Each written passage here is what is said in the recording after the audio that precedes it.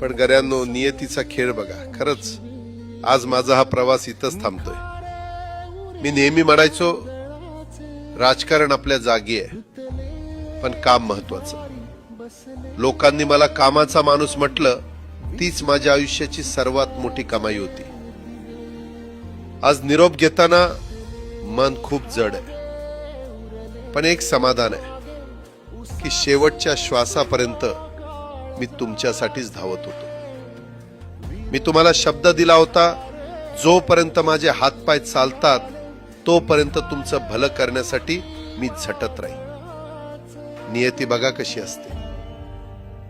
आज माझ्या हक्काच्या बारामतीच्या मातीत तुमच्या सेवेसाठी येत असतानाच माझे हातपाय कायमचे विसावले. पण मला अभिमान वाटतोय की मी रिकाम्या हाताने नाही, तर तुमच्या कामाची फाईल छातीशी धरूनच या जगाचा निरोप घेतोय.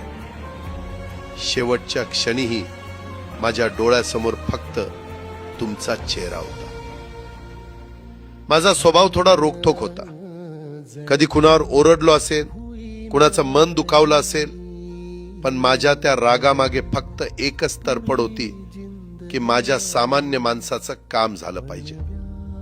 सत्तेसाठी नाही, तर तुमच्या हक्कासाठी मी नेहमीच दादा म्हणून उभा राहिलो.